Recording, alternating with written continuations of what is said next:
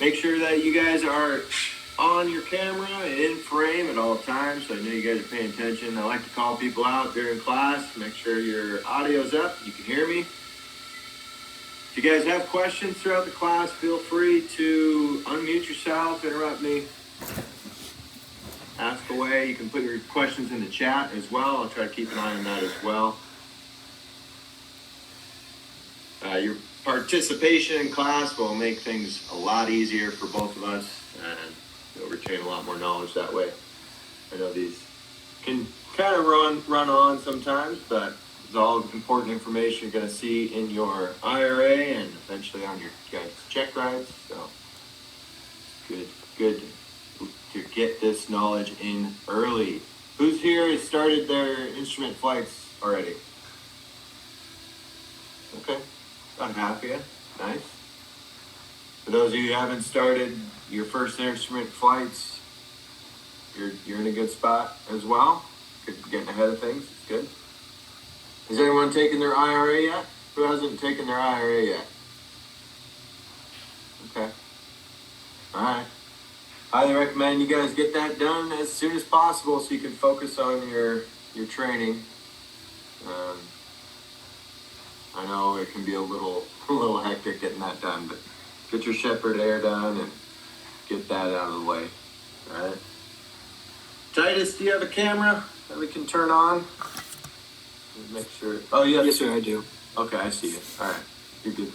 I just see you have two devices there. That's fine. All right. Cool. Very nice. All right. We have just one person missing. I don't think they are on here. Okay. All right. All right, guys. All right, instruments. This should be a little bit of a review from your private days, but we need to understand these instruments a little bit more now that we're going to be instrument pilots. All right, we're going to be flying using these instruments a lot more than we did as private pilots, flying visually. Right, everyone was always telling you, keep your eyes outside in private, right? Well, now you can finally look at your instruments again. You won't get scolded now. We're going to be flying in reference to the instruments under the foggles. Some of you might be lucky enough to have some actual instrument, flying in the clouds. Has anyone gotten any actual yet? Oh, okay. Very nice. Those are lucky. Ethan, where are you flying out of that you got instrument? What's your location? Fort Myers. We had like a cold front or something come through. There's a lot of clouds the last couple weeks. Cool. Fort Myers, is that Florida? Yeah. Nice. Yeah. Down south. Okay, cool. Yeah. Titus, what about you? Where are you flying out of? I'm flying out of Houston, and then I also hit some actual doing a lot flight to Louisiana. Oh, very nice. Cool. Oh, yeah. Where I trained out of in Utah, you don't get a whole lot of actual because it's either ice in the clouds and it's too cold, or they're convective. Not a lot of actual out west. So, but it's great experience for those of you who get the opportunity. I encourage you to try to get out on those nice days where it's a little overcast. Right. So flight instruments. Who here flies G1000? Okay, we got a good mix. All right, and six-pack pilots? No six-pack pilots. Yeah, the rest of you must be G500s then, huh? Okay, cool. All right. Well, there's going to be obviously some differences between those. We're going to talk about that. All right. We're going to talk about our airspeed indicator, attitude indicator, vertical speed. All right. Altimeter, heading indicator, magnetic compass, our turn coordinator.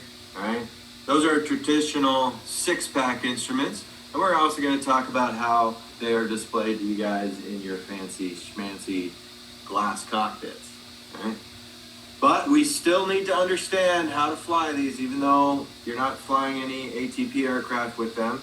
right? We're learning how to become instrument pilots, not G1000 or G500 pilots. So we still need to understand how those other instruments work. Okay? A lot of you will have standby instruments that are the traditional steam gauges. And then there's also the little standby units, the little Garmin standby units, Aspens and G5s, things like that. Does anyone have flying any planes with the traditional steam gauges for your standbys? Anybody? Yeah, okay. Yeah, I'm sure there's quite a few out there still. Yeah. Okay. So the first system we're going to be talking about is the pedostatic system. Oh man. Herman, what is your first name? Sorry, your name is not quite the right name. Yeah, it's Clayton. It's just spelled weird. Clayton. Okay, all right, gotcha. Oh, that is actually how you spell it. Okay, it's just all mushed together there. I'm gonna change your name in here. I'm gonna change your name. So there you go. All right. Clayton, what are your pedostatic instruments? Oh, you got your airspeed, your vertical speed, and your altimeter. Good. All right. So we know that. That should be a recap. Good review. Okay. So just like Clayton said, we got our airspeed, we got our altimeter, and we got our vertical speed indicator. Okay. So how fast you're going, how high you are, and the rate at which you're climbing or descending. Okay. Pretty important stuff to know. Our pedostatic system is going to be plumbed the same whether you have 6-pack or G1000 instruments. You got your pedo tube. Pedo tube is going to give you indications for your airspeed. Right? We got ram air and static air coming in. It compares those two to tell you what your airspeed is. Okay? Obviously, we know our airspeed is going to change with altitude, so that's why we're tied into our static port. All right. You got your vertical speed, which is also tied into your static port. That has a calibrated leak in it to tell you a rate of change, whether it's 3, 4, 500 feet per minute descent or climb. And then, of course, you have your altimeter, which is going to be a baro altimeter, which you can select in your Colesman window, your altimeter setting. So when you're flying in high pressure or low pressure areas, it'll still be accurate and tell you your altitude. All right.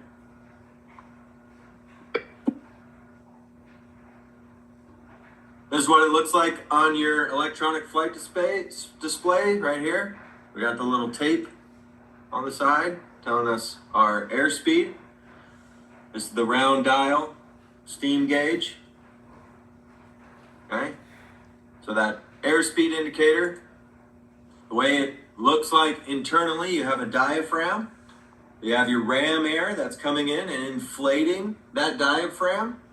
And the static line is going to be filling the case with static pressure, right? So depending on how much pressure is in the case will depend on how much this diaphragm is allowed to expand or contract. If the case pressure is higher, it won't expand as much. If the case pressure is lower, you're at a higher altitude, it'll allow that diaphragm to expand higher, right? We got a higher airspeed at higher altitudes. Okay? We got our altimeter, very similar. That static port is filling up this case, allowing this aneroid wafers to expand and contract.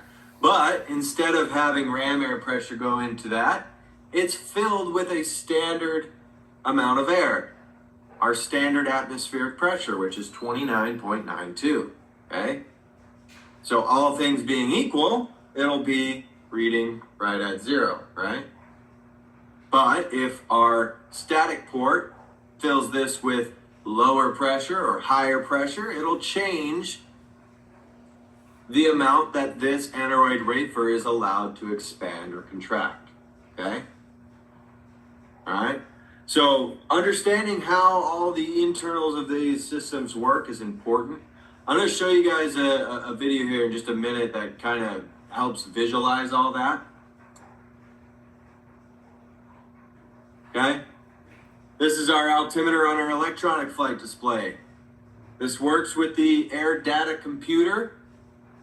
All right? Everyone knows what the air data computer is, right? Our air data computer is what takes all the information traditionally displayed to us from our pitot-static instruments and calculates all that information. Instead of using aneroid wafers and diaphragms, things like that, it uses solid state pressure transducers and magic stuff inside of a computer box, essentially, right? A lot of high order calibrating being done inside of these little computers, okay?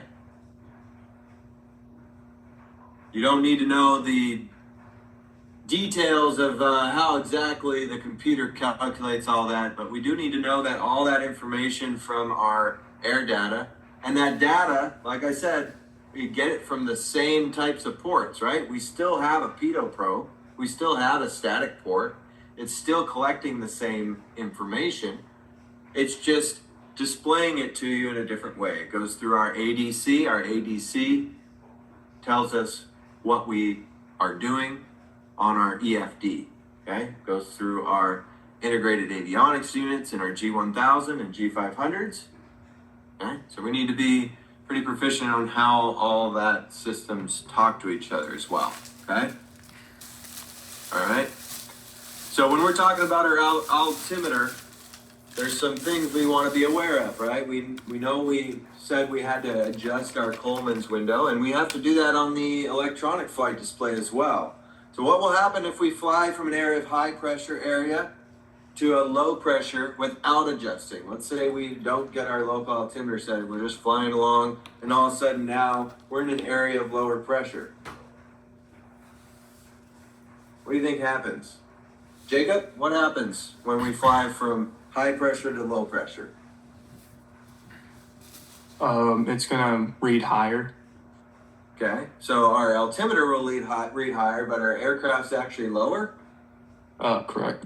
Yeah, that's probably a pretty dangerous situation to be in, right? Yeah. So you have the mnemonic from high to low, look out below, right? High to low, look out below. When you're transversing from a high pressure area over to a low pressure area, you want to be very careful, okay? All right, this is kind of what that looks like. From going high to low, look out below, okay? Our pressure level, okay, it's going to be different as we go along, okay? We know how pressure works with our altimeter, so that's why we need to constantly be adjusting for the local altimeter settings, okay?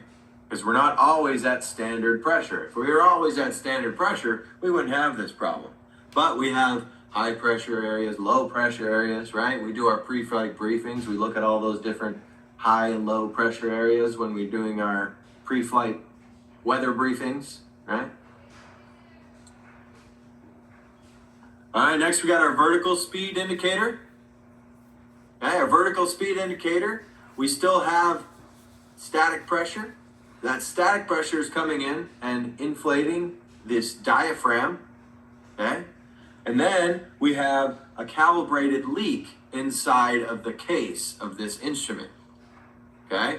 So that calibrated leak is going to be how it tells us if we are changing our altitude, right?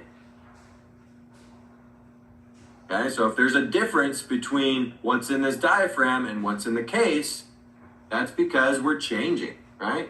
So it's essentially what's in this case is what the pressure was 6 seconds ago, or whatever that limit, that delay is. It's usually about 6 seconds, okay? And if the pressure inside that diaphragm is different, we know we are changing. And it can tell us that rate of change based on that leak, because it's calibrated to be a specific amount of air being let out, right? That's how the vertical speed indicator works. Okay, I'm gonna show a quick video here of you guys that helps visualize all that information, what we're getting at here. Yeah, here we go. Let's see. This is a good place. Tube and the static port. The pitot-static system gathers its pressure information from two sources, the pitot tube and the static ports, hence the name pitot-static. The pitot tube is designed to measure the pressure of the air as the airplane flies through it. In most smaller aircraft, this tube is located under the wing so it can measure the flow of air without any interference. Sometimes aircraft manufacturers will use a pitot mast instead of a tube shape, but it still functions exactly the same way. On the backside of the tube, there is a drain hole, which allows any rain or water that is collected while flying to drain out and not go into the system. Finally, the pitot tube can also be heated. This is used to prevent ice from forming on the tube, which could potentially block the hole and prevent the system from functioning correctly. The counterpart of the pitot tube is the static port. The location of this port will vary with different aircraft designs, but should be in a location where it can measure the static pressure of the air, unaffected by the dynamic airflow around the airplane. On the Cessna 172, the static port is located on the left side of the forward fuselage. The pitot tube and static port openings are connected to tubes that join into the pitot-static instruments. The pressure inside the instruments match the pressure of the outside atmosphere. All three pitot-static instruments connect to the static port, but only the airspeed indicator connects to the pitot tube. Sounds simple, right? Let's discuss how each pitot-static instrument works. Altimeter. Perhaps the most basic of all pitot-static instruments is the altimeter, which displays the airplane's altitude. The instrument contains a set of aneroid wafers which expand and contract based on the pressure. The air inside the wafers is trapped, but the air in the rest of the case is able to change to match the pressure from the static port. As we increase altitude, the static pressure goes down. This means that the air inside the case will escape out the back and result in there being less air pressure in the case compared to the wafers. Because of this, the wafers will expand until both pressures are equal. Getting the wafers to result in an altitude readout is done through the series of gears, pinions, arms, and levers, also known as the mechanical linkages. These linkages will rotate the hands on the face of the instrument and show the airplane's altitude. Now, when the airplane descends, the opposite happens. Descending to a lower altitude results in higher static pressure. Air from the static port will now enter the case of the instrument and squeeze the aneroid wafers until both of the case pressure and the wafer pressures are equalized. The mechanical linkages will then rotate the hands on the face to show a lower altitude. The face of the altimeter contains three hands, the 10,000 foot, 1,000 foot, and 100 foot hands. These hands move clockwise and counterclockwise to display the appropriate altitude. Most altimeters in smaller aircraft will only work up to around 20,000 feet, but those airplanes usually can't get that high anyway. Here's some examples of altitudes.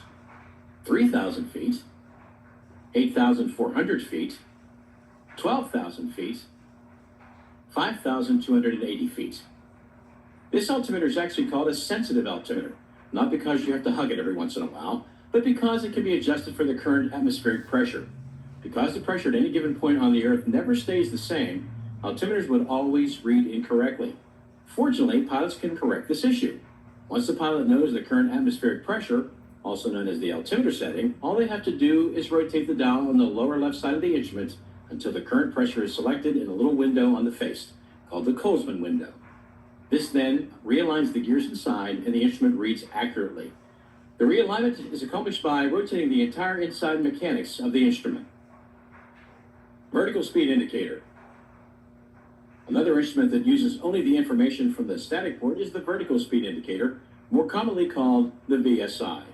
The VSI measures the vertical speed of the aircraft in terms of feet per minute. This is accomplished by comparing the current pressure of the air with the pressure of the air from a few seconds ago. Inside the VSI is a diaphragm connected to some mechanical linkages that move the needles on the face of the instrument. The diaphragm has a direct connection to the static port, meaning that the pressure inside of it matches the current atmospheric pressure from the outside. The case of the instrument is also filled with static pressure, but the connection between the case and the static port is constricted by what is called a calibrated leak. This calibrated leak is nothing more than a tiny hole, which limits the rate at which the pressure of the case can change. When a plane climbs or descends, the diaphragm pressure will change instantly, but the case pressure changes slowly. This results in two different pressures. The difference in pressure allows the instrument to display the vertical speed. Be aware, however, that it takes a few seconds to read accurately, so anticipate a slight amount of lag. Here's an example of how it works. Say you have a Cessna flying at 3,000 feet. The air pressure and the diaphragm in the case are the same, so the VSI is reading 0 feet per minute. If the Cessna starts to climb, the air pressure in the diaphragm is decreasing, but the case pressure is decreasing more slowly. This results in the case having a higher air pressure than in the diaphragm.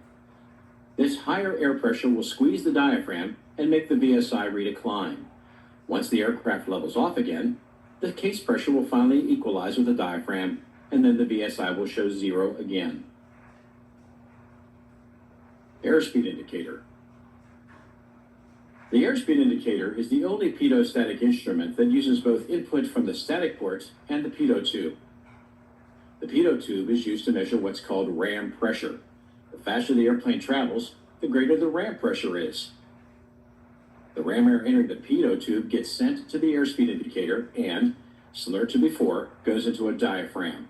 The greater the pressure, the more the diaphragm expands. So the diaphragm will expand as the airspeed increases. Then, through mechanical linkages, the appropriate airspeed will display on the front of the instrument. But what about the static port, you ask? Well, remember how the pressure of the atmosphere changes with altitude? Well, if this wasn't taken into account, then the airspeed would indicate different speeds at different altitudes, even if the plane was actually going the same speed. To fix this, the static port connects and fills the case surrounding the diaphragm with static air. This will subtract out the static air pressure that the pitot tube captured and only allow for the dynamic pressure to be read on the instrument. This keeps the airspeed indicator reading the correct values no matter what the altitude of the airplane is. The face of the instrument displays color-coded speed ranges that the pilot should be aware of while they fly, to avoid exceeding any limitations of the aircraft. The green arc is for normal operations. The white arc is when you're allowed to extend the flaps. The yellow arc is limited to flight in smooth air only, and the red line indicates the maximum allowed speed. Okay, so hopefully that helps you guys visualize how those instruments are actually working, the internals of them. Okay. I really like that video, how it shows the internal workings and linkages and things like that. Again, it really helps it click. Okay. I know some of this is a bit of a review for you guys, but like I said, now that we're instrument pilots, we need to know it to a bit of a higher level. Okay, we need to be able to explain this a little more Hi, thoroughly Alfonso. than we It's did Alex, in the comma. private stage. I had something come up for tomorrow, so I'm All right. wondering if you can VSI tutor on Sunday, shows period. two Is there a different time that might types work of for you? information, Question mark. right? Gives us trend information, shows an immediate indication of decrease or increase of the rate of climb, and rate indication. So eventually it'll stabilize and it'll tell us a rate of change. Okay?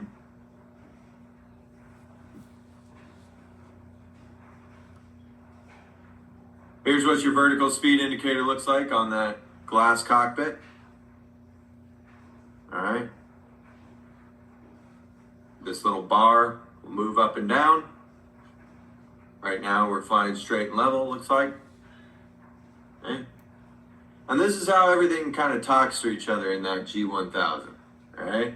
You have your air data computer, which talks to your integrated avionics units. The integrated avionics units is what computes all that information and displays it for you on your displays. Okay. I'm sure you G500 guys this is going to look pretty similar, but make sure you guys consult your own supplements for that, your G500 supplements. Okay. Yeah, so it uses the ARS system uses those instruments, ADC, right? That's how all these different things talk to each other. All these different items, the ADC, the AHARS, the magnetometer, all these Gyros, things comma, are called accelerometers, LRUs. comma, Does anyone know what that magnetometers, stands comma. for? LRU?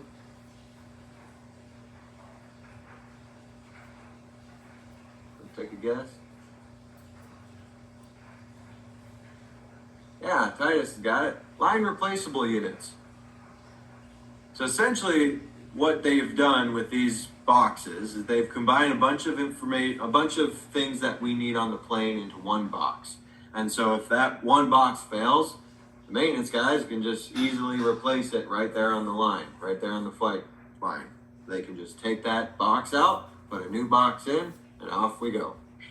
We send that old box into the avionics guys to fix, and we can just continue on our way. That's what a line replaceable unit is. It's basically something we can hot swap. Okay? Alright. Okay, like I said, still uses this pedostat system to get that data, right? Okay? So what happens if we lose the ADC? Let's say that ADC fries. What are we gonna lose? Omar, what are we gonna lose if we lose our ADC?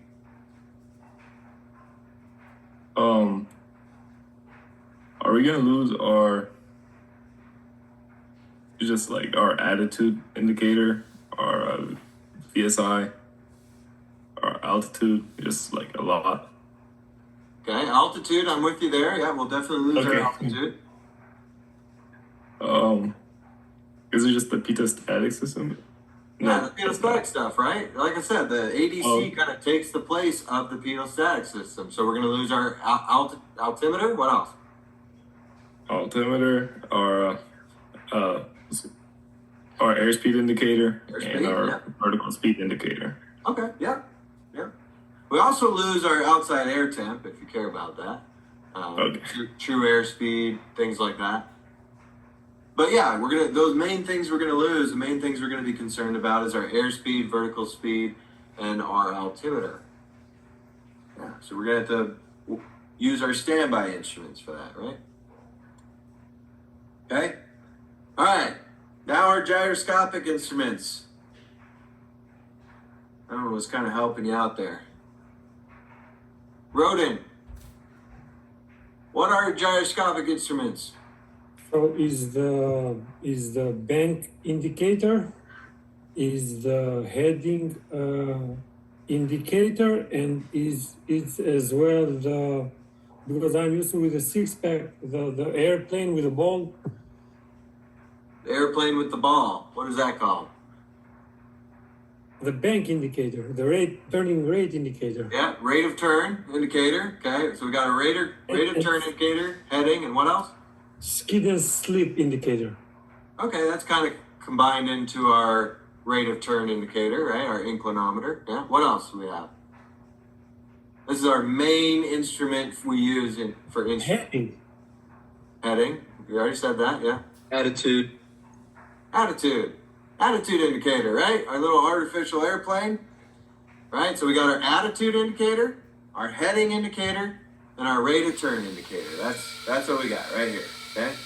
Our turn coordinator, right? Our turn coordinator also is going to have that inclinometer there, the ball, right? Yep. That's our gyroscopic instruments, okay?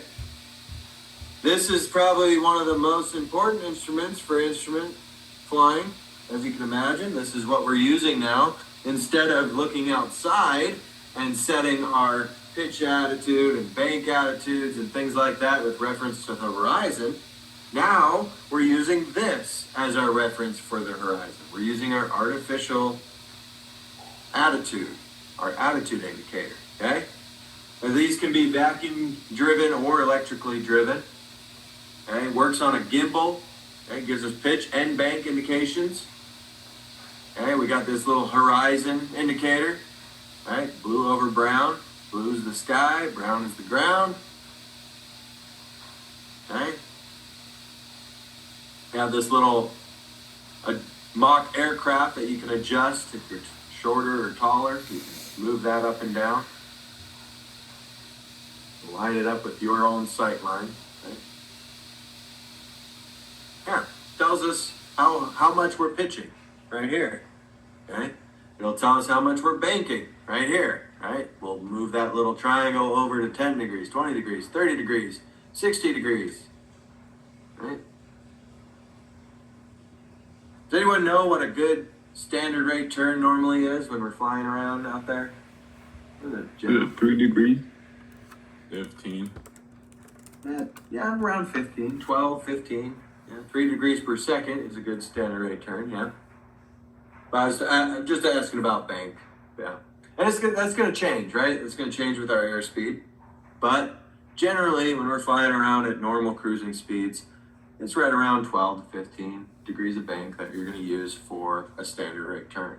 Okay? But we'll get into that with our rate of turn indicator, our turn coordinator. Okay? All right, this is what it looks like on the inside, right? We got this spinning gyro. Okay, it spins up, it's mounted on this gimbal. Okay? And as it rotates, the whole plane actually rotates around it. Because, right, we got rigidity in space with gyroscopic instruments.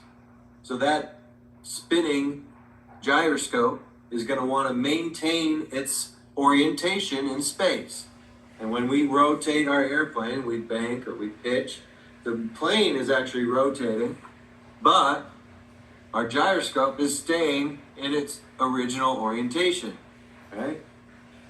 Okay? Has these little fins on here that catch the air. This is a vacuum instrument in this situation, right?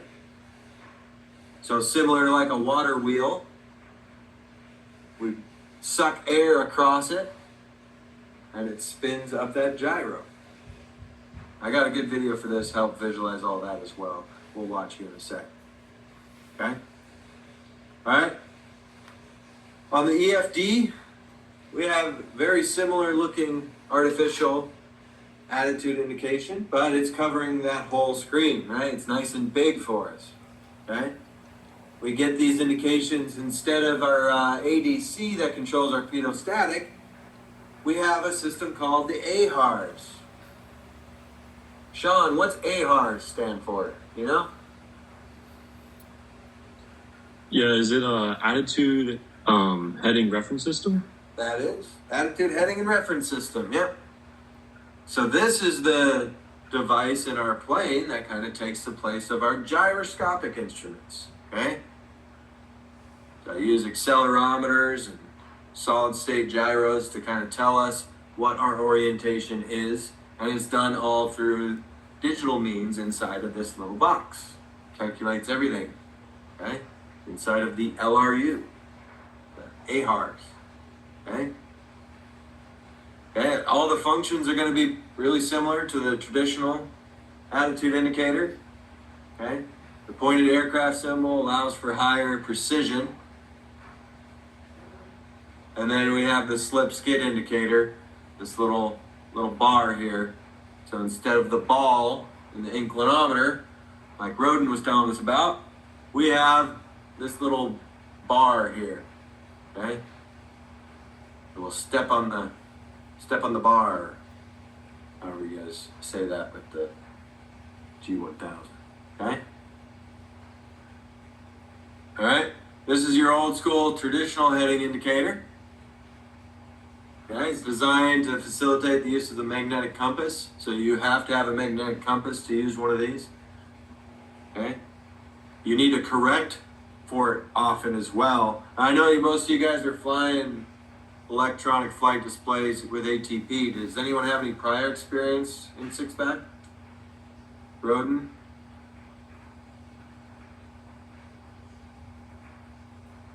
Titus there? Okay. Nice. Yeah, so you need to know how to use these as well. These can be very finicky. It's really annoying because you have to keep adjusting them every so often. And what you do is you just line it up with your magnetic compass. So before you take off, that's part of your pre-flight or pre-takeoff checklist, is align your heading indicator. Then it's going to get all screwed up after you take off, so you got to adjust it again. You go out, do steep turns, do some maneuvers, things like that. And then you got to adjust it again because it gets off. Every 15 minutes is the rule, pretty much. Yep, it can be very annoying, and you forget to do that, and all of a sudden you're flying in a completely different direction. So not quite as nice as you guys have with the HSIs and the G1000. It needs to be corrected, okay? But luckily, we don't have to deal with any of that, okay? What do we have in our aircraft that lines it up for us? What is that device called? It's So we don't have to sit there and twist our heading indicator and look at the magnetic compass. Our systems do that for us. What is that device that reads the magnetic information and lines up our HSI with it? Magnetometer? CDI? Magnetometer. It's our magnetometer. Yeah, so we got a little magnetometer sitting out on the wing. That is basically an electronic magnetic compass. Okay? And it tells us a very, very accurate magnetic heading, and it'll sync up with the AHRS and tell us what our actual magnetic heading is, and there's no adjustment required. So our HSI is smart, right? I had a question about that. Yeah. Yeah, it's just on the Piper Archer, we have 2 magnetometers. Is it just for redundancy or? Yeah, so I actually never knew that we had airplanes with 2 magnetometers in it until I started teaching these. I'm a Cessna guy, so we don't have that in the Cessnas. But yeah, it is for redundancy. And you guys don't have a magnetic compass in your planes, do you? No. Yeah. So we have the magnetic compass as our backup. Wait a second. I have a magnetic compass in my Piper Archer. And the magnetometer. You have 2 magnetometers. I have no idea. See, some of the newer Archers have 2 magnetometers, and they've gotten rid of the compass completely. Yeah, I think that's insane, but they have. Yeah, our Piper Archers have 2 magnetometers, no magnetic one in the middle, like I was saying. I didn't know Piper, the ones like ITP had Pipers that also had a magnetic compass in the middle. You fly a 1000, right? Yeah, G1000, yeah. Okay, mine's a 500. G500. Oh, okay. Yeah, mine's are G1000s. Bet. Okay. Yep. I thought that was really weird the first time I heard about that. No magnetic compass anywhere in the plane. That's just wild to me. Everybody has a magnetic compass. Even the Airbus A320s and 330s and 350s, they all have magnetic compasses. So this little Archer saying, oh, we don't need it. Yeah, kind of weird. Yeah. But that's why they have 2 magnetometers as backup. Yeah, that's what it is. I like having the magnetic compass still. I don't know. Okay? All right. So our turn coordinator. We got a gimbal on there, and it's canted slightly. All right? It gives us standard rate turn indications with these little marks here. Okay? And it gives us bank indication. All right?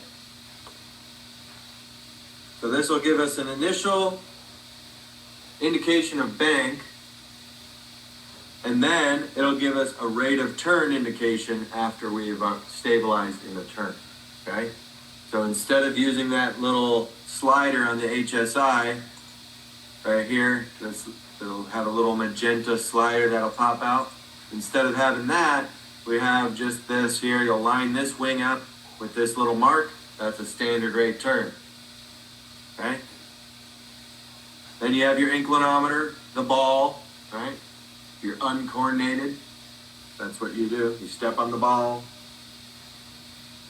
Okay. The other type is a turn and slip indicator. This isn't quite as good as the turn coordinator. It's a little bit different. It only gives rate of turn indication. It does not tell you anything about your bank. It just tells you about rate of turn, okay? And then, once again, has that same inclinometer. A little more primitive. You'll see these on older planes, okay? All right, this is turn coordinator, or our coordinator, inclinometer. This tells us whether or not we are coordinated, if we're in a slip or a skid, okay?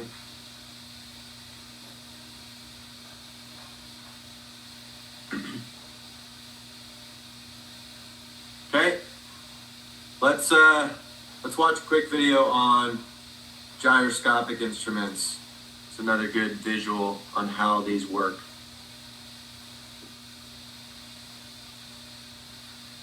Gyroscopes have been used for centuries, and actually 3 of your flight instruments still use gyros today.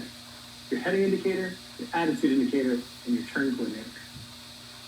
These gyroscopes operate on 2 principles: rigidity in space and precession. Rigidity in space refers to the gyroscope's ability to hold its position. Gyroscopes center on a spinning wheel, which has weight spread evenly along the edges.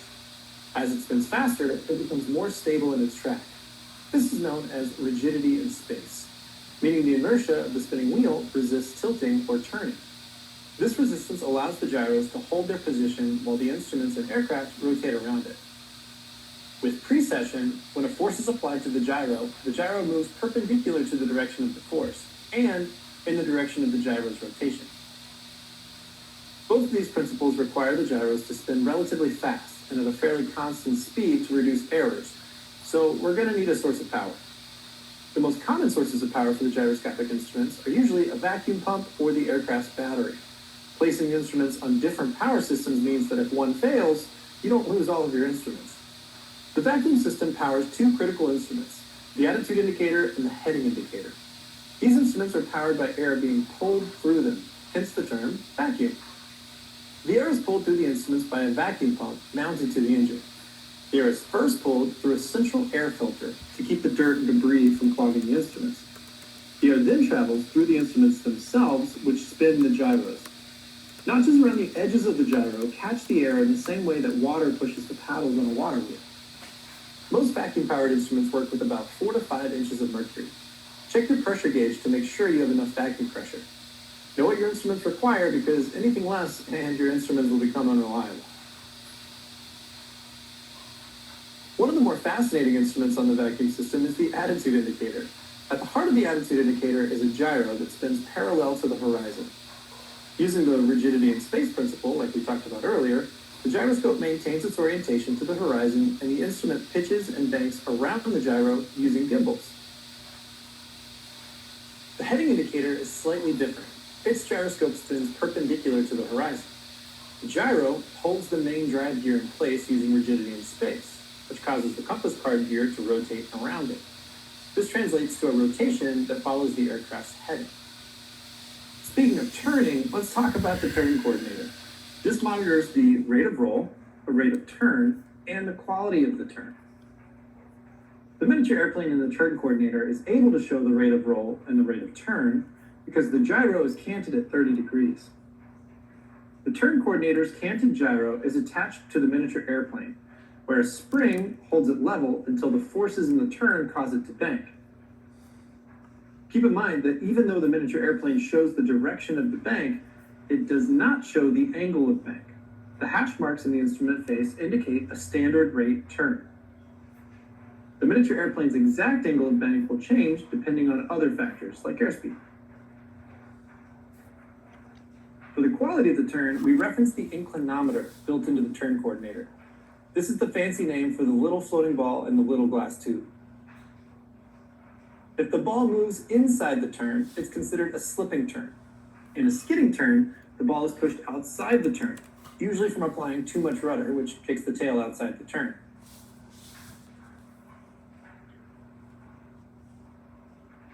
Rudder inside the turn, it's considered a slip. All right. You guys need to remember what these two are: skid and slip. Okay? We got 2 different types, right? Which is more dangerous? Skid. Skid. Yes, skid. Very dangerous, especially on our base to final turn, right? We're used to talking about it there, right? But anytime you're doing a skid, you're at much more danger of stalling and entering some sort of spin. So do not enter a skid, okay?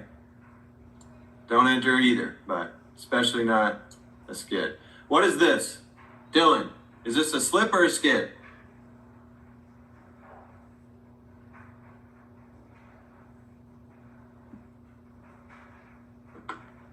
Sorry, I couldn't unmute my mic. That's a skid, no?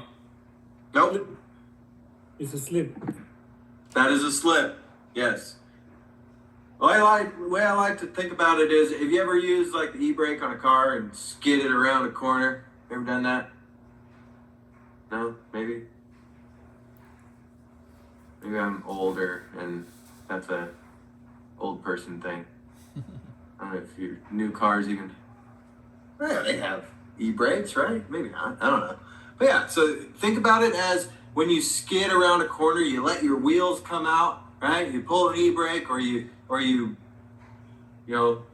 accelerate real fast, almost do a donut. That's a skid. Okay? So think about that when you're skidding around a corner in a car. Okay? A slip is the opposite, when your tail's on the inside of the turn, right? Okay? We need more rudder into the turn. That's a slip.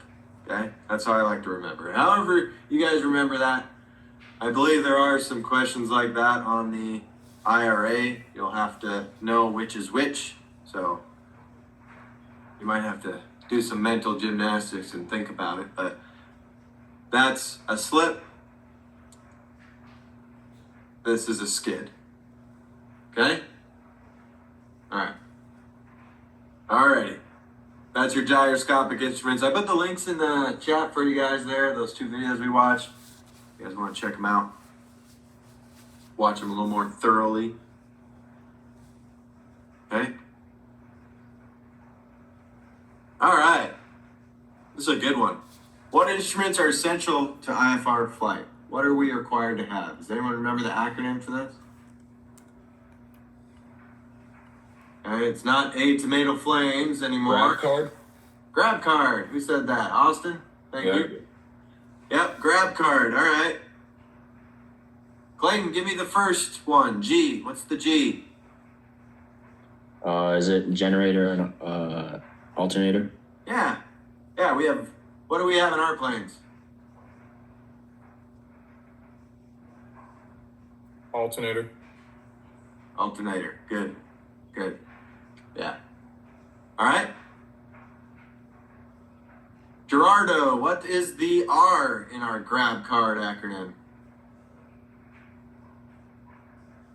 I think it's radios, right? Yeah, well, there's 2 of them, but yeah. Radios and That's comms. definitely one. Yep. Good. So we need the radios that are appropriate for flight. Any nav radios we might need. Comm radios, obviously, right? Ia, what's the A? Altimeter. Altimeter. That's one of the A's. Good. All right, Jeffrey, what is the B? Everyone always forgets this one. I always remember ball for Yeah. the beat. Yep. Ball. What is that? What do we call that instrument? Slip skid indicator. Yeah. Yeah, that That's one. good. Thank you. Okay. That's our ball. What's the C, Benjamin? Clock. Clock. Good. All right. A lot of precise stuff we're doing in an instrument. We need to have a clock with seconds. Okay? Needs to have a second hand or seconds on a digital one. All right. Dylan, give me the other A. We already got altimeter. What's the other A? The attitude indicator. The attitude indicator. Thank you. Yep. Probably one of the more important ones, right? One we'll use a lot anyway. Okay. Titus, what's the R? The other R. We already got radios. Is it the rate of turn indicator? Rate of turn. Good. Okay. And Ethan, give me the D. Is it? Sorry, is it directional gyro? It is directional gyro. Thank you for that. HSI, right? That's what we have in our plane, a directional gyro or a heading indicator. Very good. Cool. Is that all we need? Do we just need grab card 91205 Delta? We need 8 emitter flames too. Tomato flames. Yep, we definitely need that as well. What if we're flying instrument at night? Flaps. Yeah. So it doesn't exclude any of those things. We still need all those items as well, but we need this grab card acronym in addition to that. 91205. Okay? All right. Good. All right. So yes, our gyroscopic instruments.